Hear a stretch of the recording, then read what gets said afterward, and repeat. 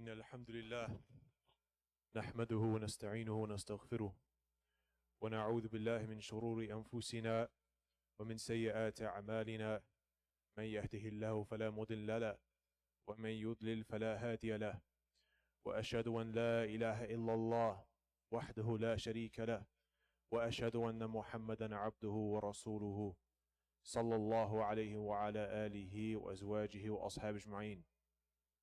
يا أيها الذين آمنوا اتقوا الله حق تقاته ولا تموتن إلا وأنتم مسلمون.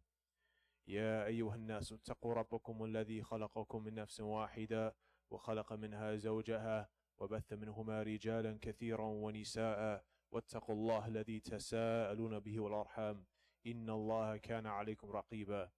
يا أيها الذين آمنوا اتقوا الله وقولوا قولا سديدا يصلح لكم أعمالكم ويغفر لكم ذنوبكم ومن يطع الله ورسوله فقد فاز فوزا عظيما.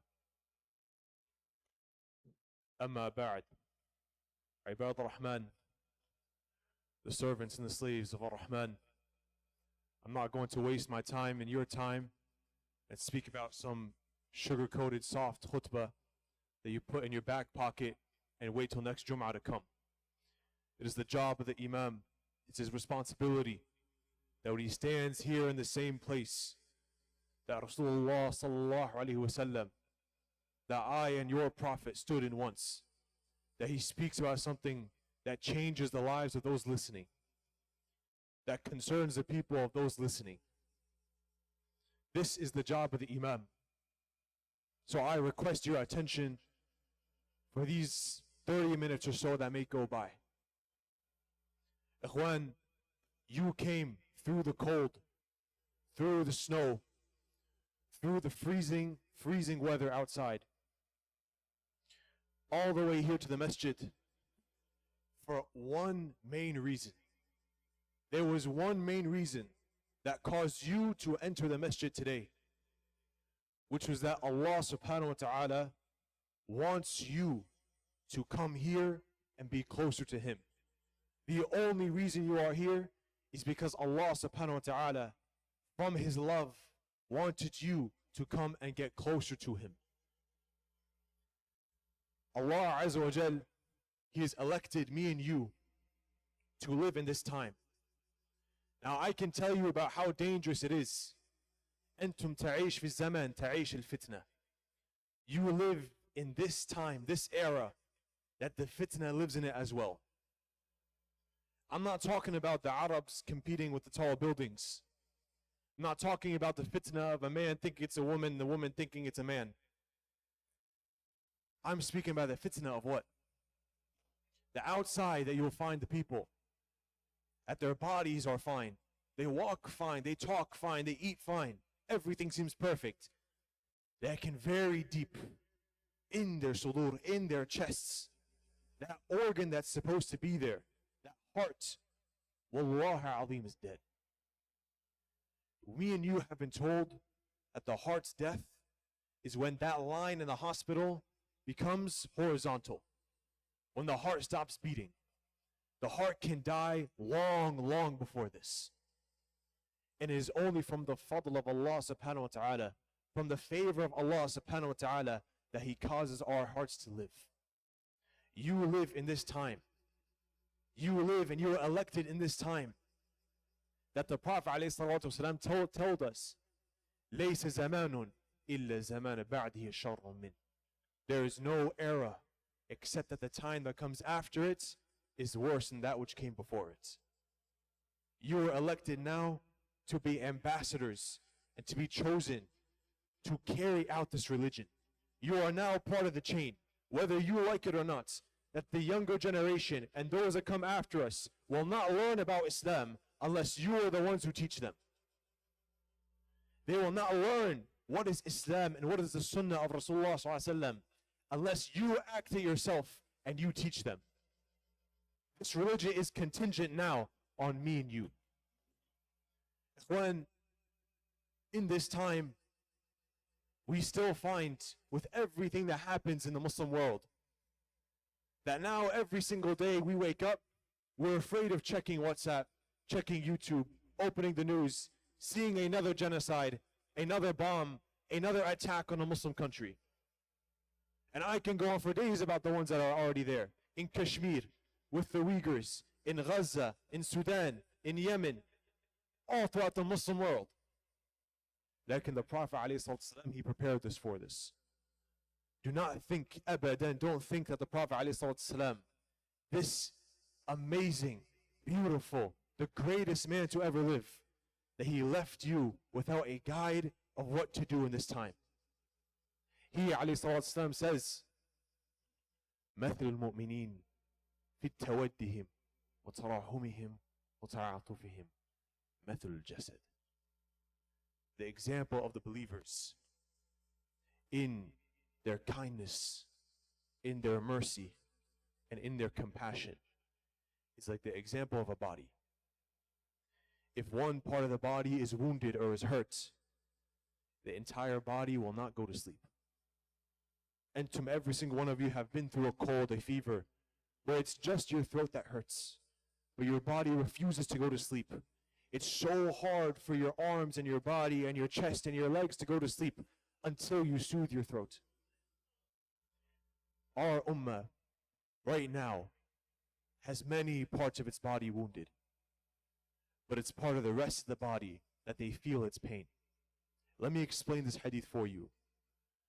The Prophet says the example of the believers in their kindness.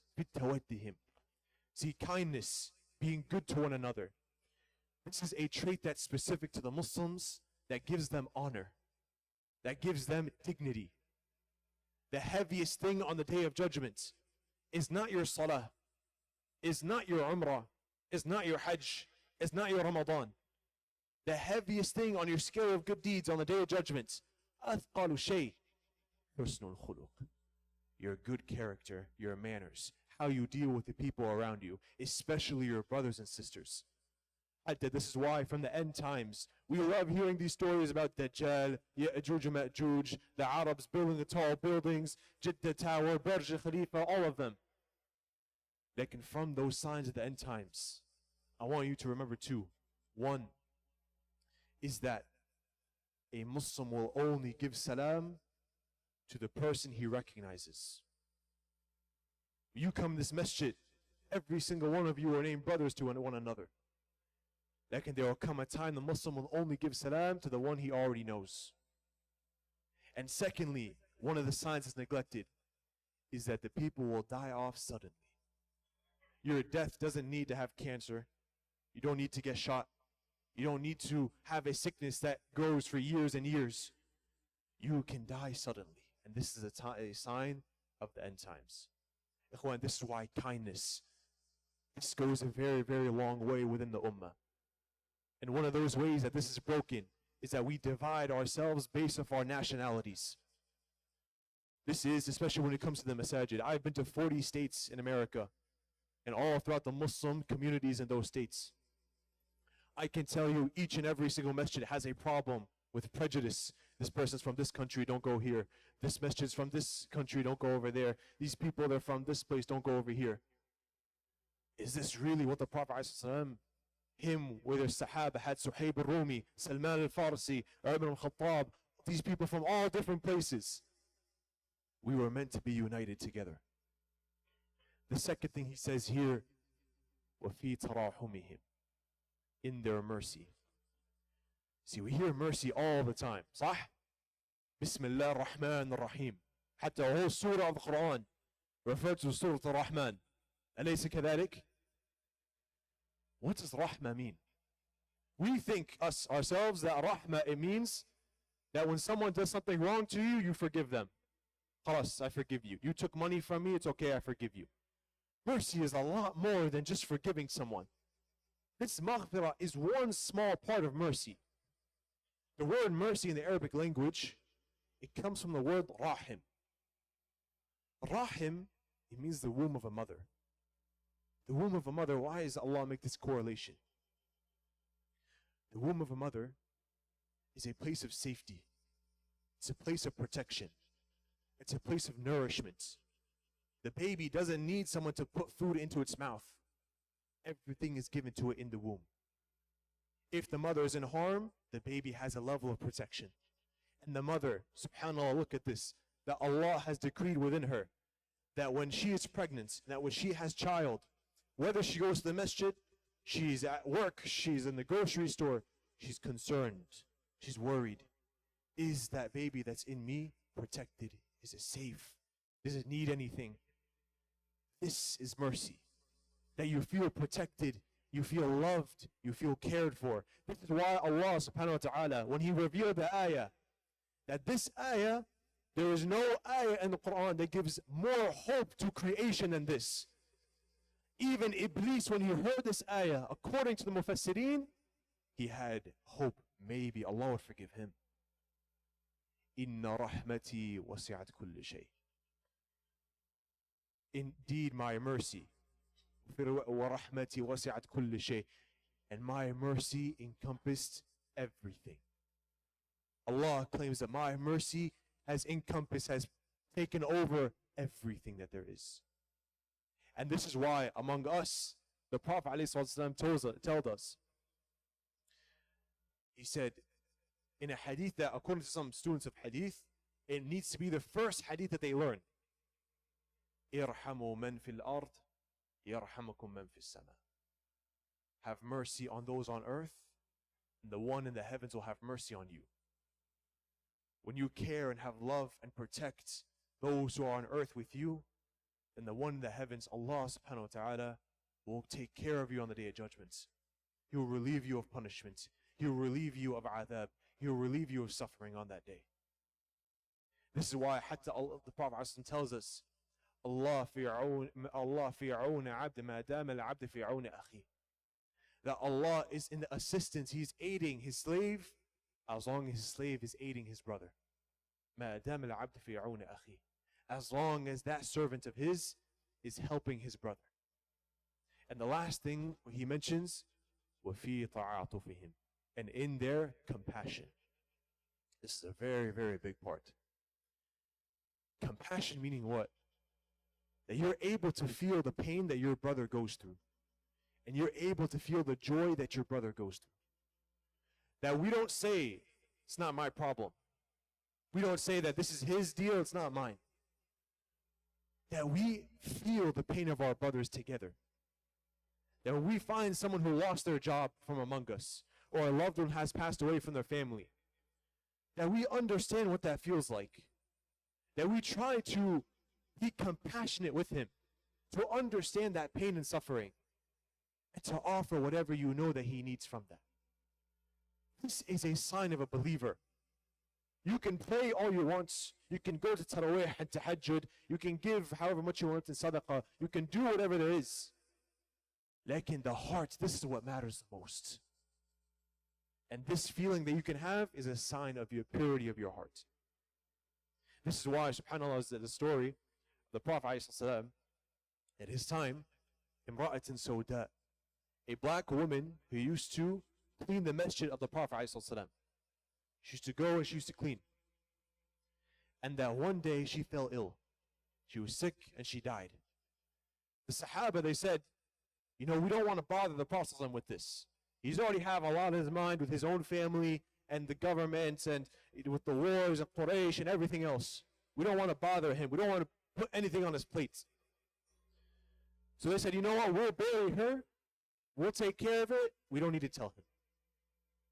The next day, he ﷺ comes and he says, where is she?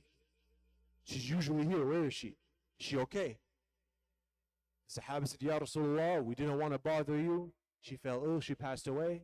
Inna lillahi wa inna ilayhi raji'un. But we took care of everything. It's okay. The Prophet got mad. He got angry. Why did you not tell me? How dare you keep this away from me? He got angry at his Sahaba. And this was a man who never got angry except for something important. So he says very clearly, take me to her grave right now. The Sahaba, they took him to her grave. And he lifted his hands and he made dua. That made her grave a rawda min riyad al-Jannah. It made her grave a garden from the gardens of Jannah. The most important part of the story is what?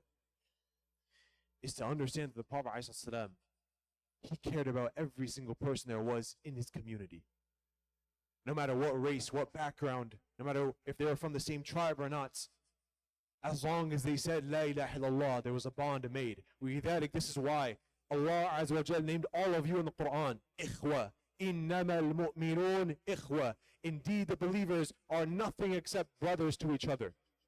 In the Arabic language, there's a difference between ikhwan and ikhwa. Allah didn't say innama al-mu'minun ikhwan. Ikhwan can be used generally. You know, he's from the same country, same tribe, he likes the same football team as you, whatever. Like in ikhwa, this is a blood brother. Allah didn't say innama al-mu'minun. They're just general brothers. He said, indeed, the believers are nothing. They're not buddies. They're not acquaintances. They're not just friends. They're nothing lower than brothers. Blood brothers with one another. This is the honor you will never find in any other religion, any other gang, any other clan, any other tribe, any other nation. Then you'll find the bond that there is between a Muslim and a Muslim. A brother to each other within Islam. لذلك يا إخوان, I urge you and I tell you, we live in America. We all play a game called the rat race. We all play a game where you're a pawn. That the enemies of Islam, they want to take away your power from you. They want to take away this dignity from you. Do not be a pawn. Do not live your life in the same routine. Waking up, going to work, coming back home, watching TV, paying your taxes, go to sleep. Is this really the life of a Muslim? Is this really the life of someone who carries out this chain all the way from Adam alayhi salam? Your religion has a chain all the way back to Adam, to the first human there was, to Nuh, to Ibrahim, to Musa, to Isa, to Muhammad, to you now. Is this really how you're going to spend your deen?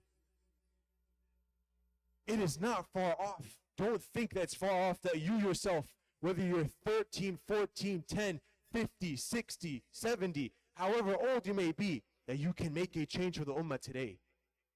All it takes is one man. All it takes is one person to bring a change to the ummah. You can be that person. Don't live your life just as, I'm worried about myself, I'm paying my own taxes, that's it. Exit the rat race. Don't live in this type of competitive society that they've made, only focusing on the dunya, only focusing on money, and that's it. You are part of a community. You're a part of a brotherhood. Live up to this. أقول ما سمعتم أستغفر لي ولكم فاستغفروه إنه هو الغفور الرحيم.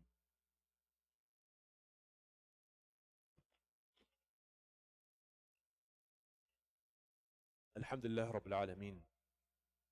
الصلوات والسلام على سيدنا محمد وعلى آله وأصحابه أجمعين. أما بعد. يا أخوان, all of you, as I mentioned, you have come here only because Allah Azza wa Jalla has love for you. لذلك النبي عليه الصلاة والسلام says in the hadith from Ismail ibn Abi Awais to Malik ibn Anas, to Abi Zanad, to A'raj, to Abi Hurairah radiallahu anhu, the Prophet said, من يرد الله به خيرا يفقهه في الدين. Whoever Allah wants good for, He grants him understanding this religion. He brings him closer to his home. He brings him closer to understanding this deen. Now let's ask ourselves the question, who is the most loved to Allah? And this is a question that was actually asked the Prophet ﷺ. And he responded, and he says, الَّذِي أَنْفَعُهُمْ لِلنَّاسِ. The most loved to Allah is the most beneficial to the people. The one who aids and helps the people the most. And he mentions traits of these people. He mentions يَكْشِفْ كَرْبَ, that he gets rid of a pain, a trial, a tribulation, a calamity that happened to their brother. Relieves him of a debt. وَيُطْعِمُهُ, that he feeds his hungry brother. Ya Ikhwan, I want to point you towards a creation of Allah. SubhanAllah, it amazes me to this day. The tifl, the baby. You don't hear this a lot in the Jum'ah khutbah. But shuf, look at the creation of Allah and the baby. That this is a creation that no human being upon the right fitrah will ever have anger towards it. will ever find it to be very hostile, aggressive towards it. You will find that every human being with a pure heart finds innocence in those kids. They find them as innocent. They find them as loved. Hatta even myself, when I go on a plane and I hear a baby crying, and it's making everyone, not be able to fall asleep, and I get angry a little bit. But when I go and I see its face, I can't help but feel love and innocence within it. This is why the Prophet ﷺ tells us, لَيْسَ مِنَّا لَيْسَ مِنَّا. He's not from us. He is not part. He has nothing to do with us.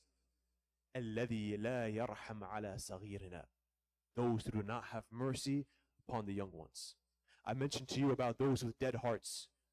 How much more dead can a heart be? Seeing the trials, seeing the bombs, seeing everything dropped on our brothers and sisters in Sudan, in Gaza, in all these areas, and not find compassion in the hearts, that their hearts don't move a little bit. How can someone see kids, no father, no brother, no mother, walking around hungry, loss of limb, ash on its face, and say, you know what? I don't care. You know what? I'm just going to go spend money more on my Netflix account, on my luxuries, not doing anything about this, what I just saw. There's something wrong in the heart for someone who does this. This is why, ya ikhwan, those who need our help the most, كما قال, this is what the Prophet says, أنفعهم للناس. Who are the people who need the most help from us? Are al-yatam, the orphans. An orphan, ya ikhwan, let me tell you something about this. I grew up as an orphan myself. And I was this tall, barely this tall, before I became one. Living as an orphan in America has a lot of trouble. But one of the biggest things is that you're vulnerable. I can tell you this for myself, that father that's there in a family household is a very, very big role. That without that father there, that child becomes vulnerable. He can be taken advantage of. That person doesn't have that ultimate protector there is. That person doesn't have that ultimate hero, that strength. That's why when your kids go to school, when they're very, very young, and they speak about their fathers, what do they say? My dad's stronger than your dad. My dad's better than your dad. They like saying this because you are like a hero to them. They know that if they're in trouble at all, they'll go right to you. Not because of how strong you are, how much money you have, because they know nobody will put their life on the line with all their strength like their parents. So losing them, you start becoming vulnerable. People can brainwash you. People can take advantage of you. People can abuse you. People can do whatever they want to you. And not just you, but your family as well. Myself and my father passed away, rahimahullah ta'ala. My mother, subhanallah. My mother, subhanallah, that she had to deal with, how do I feed all these children now? How do I make them go to school and college? How do I make them grow up? How do I keep them off the streets? And that people would come for marriage and say, you know what? I'll protect your kids. I'll give them money. I'll do all this kind of stuff. But I'm not going to do it for free. I want to get something out of this.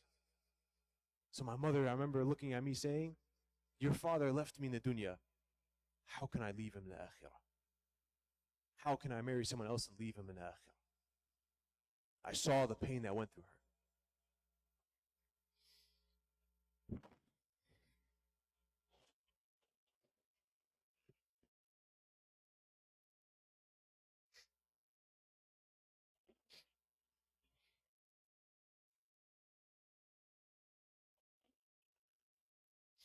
وَلِذَلِكَ, the place we went to in the end was the masjid, was the house of Allah subhanahu wa ta'ala. فيهن, in the masajid, you'll find the people, لا يريد أي شيء إلا وجه الله. They don't want anything except the reward of Allah subhanahu wa ta'ala. And I remember myself, an uncle from the masjid, every time he saw me, he took everything out from his wallet and he put it in my hand. He says, Ya Mansoor, I don't want anything from you except on that day when I'm looking for my good deeds, that you go to the Prophet ﷺ and you tell him what I did for you. Because the Prophet ﷺ told us, the one who aids an orphan and me on the day of judgment, there will be like this on the day of judgment. The one who aids an orphan will be like this with me on the day of judgment. On that day, your mother, your father, your brother, your sister, your imam of your masjid, your kids will run away from you. Musa, Ibrahim, Isa, Nuh, kulluhum, they'll tell you, go to the next person. One man on that day will have his arms open. That is the same person who said to be like this with me on the day of judgment. That is Rasulullah sallallahu alaihi wasallam. Al-an ya akhwan, as I close off the khutbah, outside you found a couple of tables. I can tell you about the jealousy I had here in America as an orphan. Like in our brothers and sisters in Sudan, an area that has become a trend. All these groups has become a trend. Sometimes people care about it, then they stop caring about it, but their suffering continues. That when you look and you see what's happening in Sudan, أنا غير Sudani, I'm not even from there. Lekin I feel their pain. That you will find, even from satellite images, graveyards of dead bodies. Kids without limbs, without arms and legs, ash on their face. How can we walk past this and say, you know what, I prefer the luxuries of my dunya. I prefer my own entertainment. You right now can exit this masjid and eat wherever you want. There are those kids out there that are forced to eat whatever there is, forced to drink whatever there is. Have we lost that compassion of an ummah to benefit whatever we can? Do we doubt the rizq of Allah subhanahu wa ta'ala? Do we doubt al-Razaq al-Hamid al-Ghani, that He would provide for us after we benefited our ummah? I urge you all to really look into how the life of an orphan he is, and to do whatever you can to help an orphan. Right now, the average cost of coffee in America is $3,000 a year. Did you know that? $3,000 a year American spends on coffee. A third of that sponsors an orphan for a year. Food, water, clothes, education for an entire year. Just a third of that, 1,000.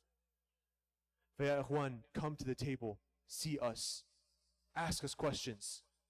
If you're able to sponsor an orphan for just 3 months, this is $250.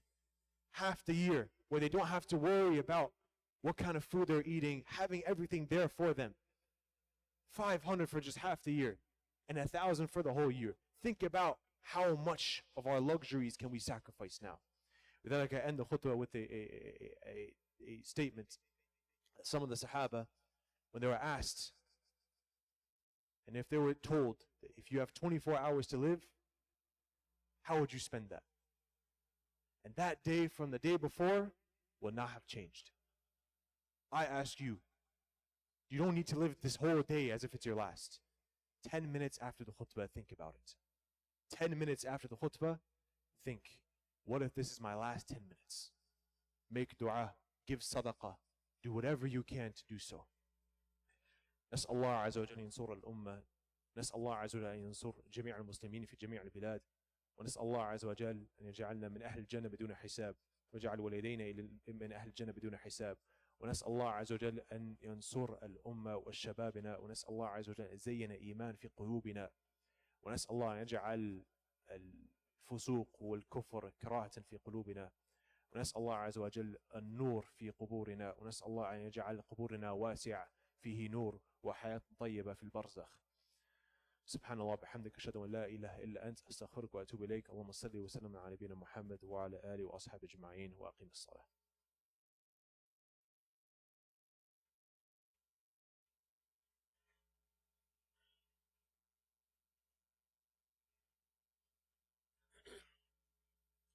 الله أكبر الله أكبر أشهد أن لا إله إلا الله أشهد أن محمد رسول الله هيا للصلاة هيا للفلاح قد قامت الصلاة قد قامت الصلاة الله أكبر لا إله إلا الله لا إله إلا الله.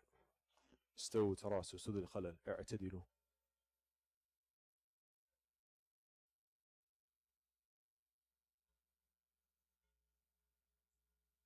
الله أكبر.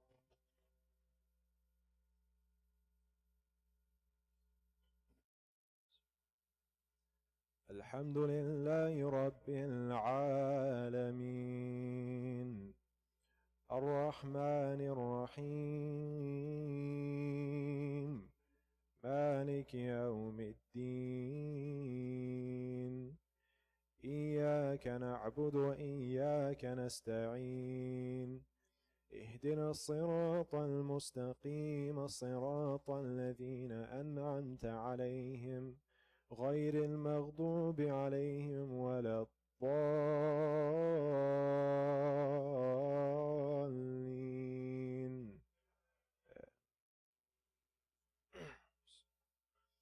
قال كم لبثتم في الأرض عدد سنين قالوا لبثنا يوم أو بعد يوم فاسأل العادين قال إن لبثتم إلا قليلا لو أنكم كنتم تعلمون أفحسبتم أنما خلقناكم عبثا وأنكم إلينا لا ترجعون فتعالى الله الملك الحق لا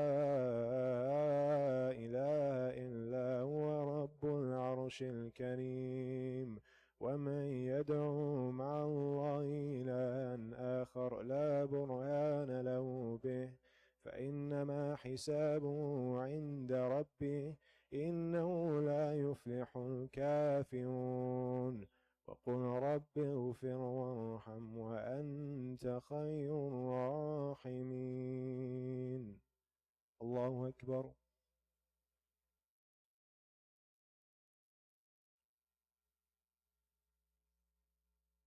سمع الله لمن حمده. الله أكبر.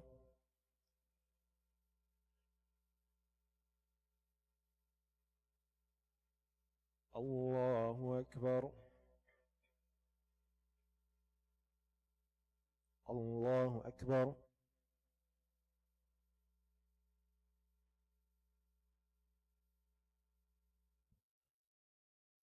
الله أكبر. الحمد لله رب العالمين الرحمن الرحيم مالك يوم الدين إياك نعبد وإياك نستعين اهدنا الصراط المستقيم صراط الذين أنعمت عليهم غير المغضوب عليهم ولا الضالين.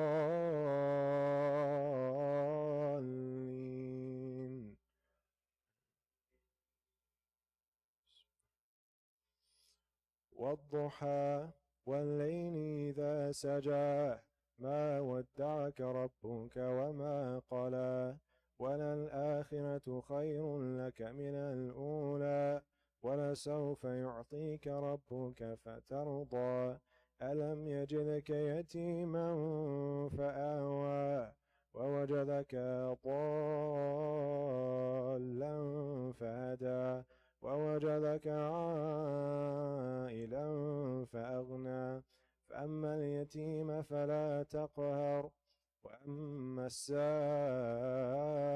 فلا تنهر وأما بنعمة ربك فحدث. الله أكبر.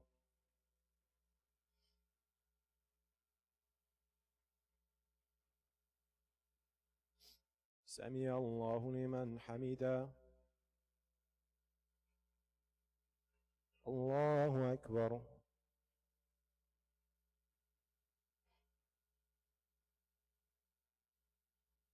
الله أكبر.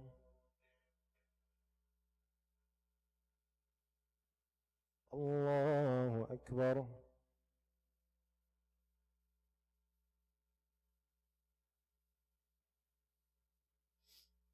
الله أكبر.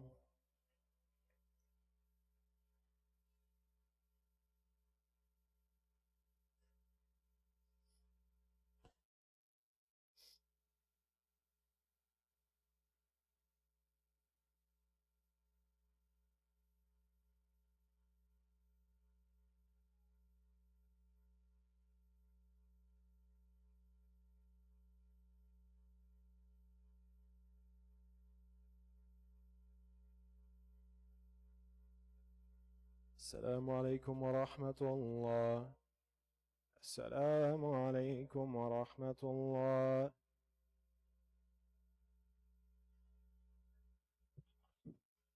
Assalamu alaikum wa barakatuh. Brothers and sisters, I thank the masjid once again for inviting us and letting us come through. As I mentioned, we have the table outside. I truly believe we can have 50 of us donate 500 or more, that we'll be able to sponsor 50, even maybe up to 100 orphans together. And we would see each other all together with Rasulullah ﷺ on the Day of Judgment. So I urge you all to please look within your hearts and try your best and to meet us outside, bidna ta'ala, for any questions. Jazakumullah khairan.